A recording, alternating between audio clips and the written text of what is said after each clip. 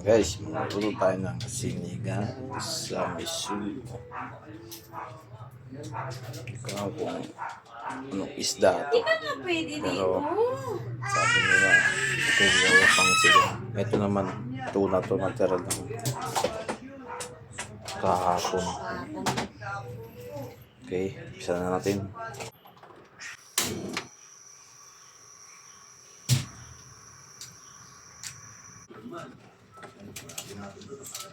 Sa! Kulit mo naman.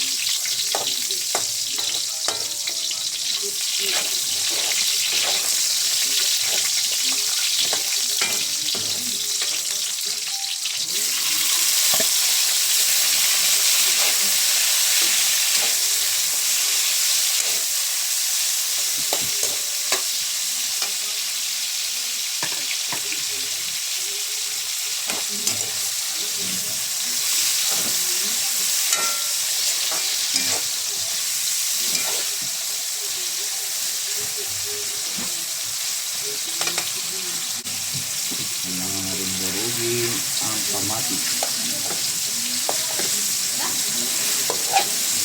para madurog, para lumabas yung kanyang lasa. Yan, hati-hatiin na natin. Ano na sa pansin.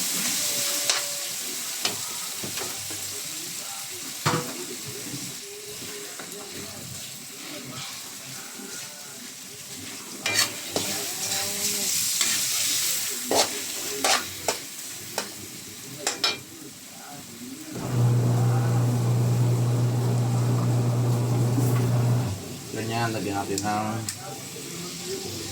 miso.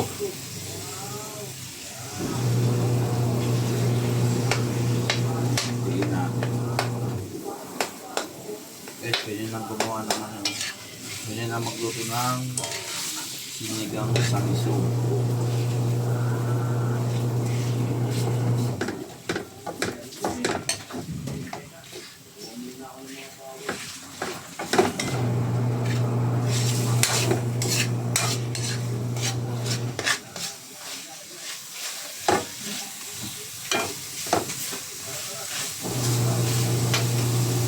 Isa lang.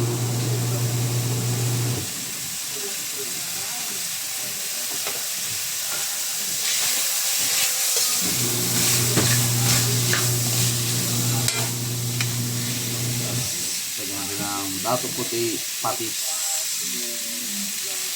Patis. Dato puti, baka naman.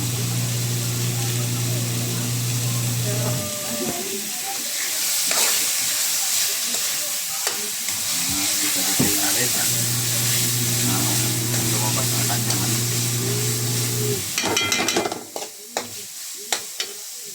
Tapos guys, meron ako dito banlawan ng bigas.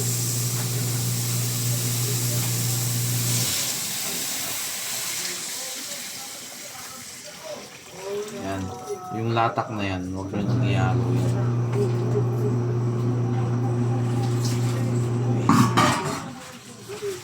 Tapos, saluin lang natin. Yan.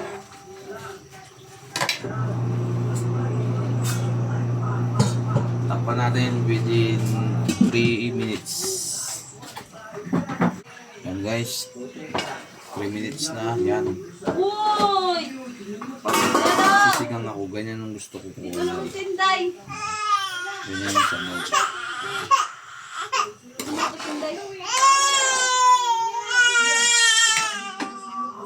Uunahin natin guys ilagay yung tuna. Kasi medyo ano siya. Kumbaga sa matagal maluto. Kasi ito yung galit na mga isda. Mabilis lang maluto yan. Ay bebe, ano na naman yung bebe ko?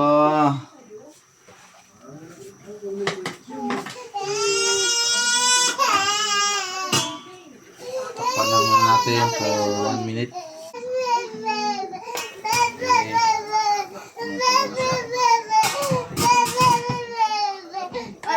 Lagyan natin yung talong. Para kasabay siya maluto ng isda.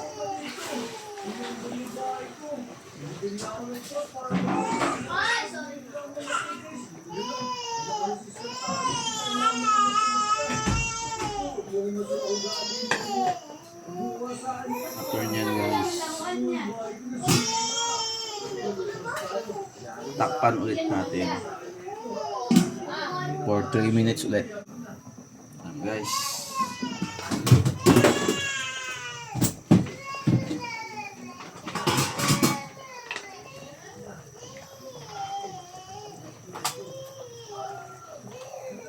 lalagay tayo dito ng sili. Ayan. Yung baby ko walang tigil ng iyak. Naglalaba kasi ang mama niya kaya ganun. Ang pagkahalo is kung natin masyadong ingatan natin yung paghahalo kasi yung isda na to mabilis madurog. Ayan pala ang bebe ko. Oh, ganda. Yan, si Colette. Hawakan mo. Okay. Yan lang kadali. After niyang 3 minutes, pwede na natin ilagay yung mustasa. Na guys, 3 minutes na. Lagay naman natin ang sinigang nor sinigang. Yan, baka naman.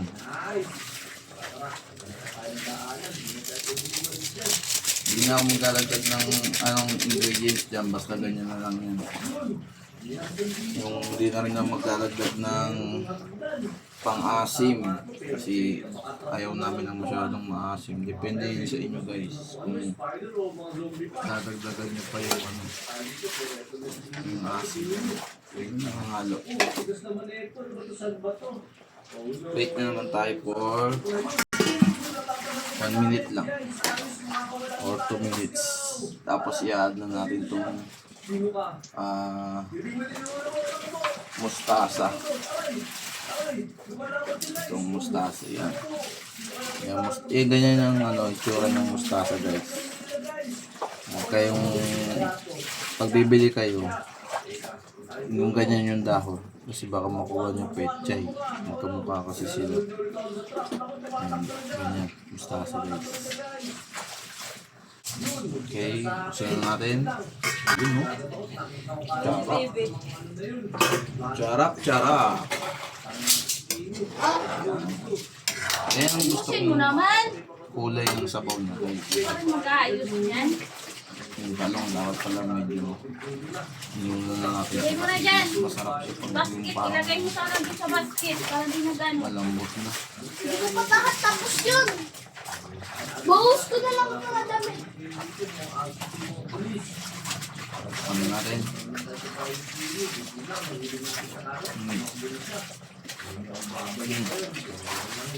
Hindi na rin ako maglalagay ng asin. Kasi yung alat niya okay na sa akin. Hindi pa niya lang sa inyo guys kung mag-alat pa kayo ng asin. Tapos lalagay na natin itong mustasa guys. No? Ditin ko lang guys yung mustasa. Baka makuha nyo ay petchay kasi medyo magkawig sila. Pero ganyan yung dahon yun. May pang siya. Lagay na natin yan. Kapag ulo sa video pa, no?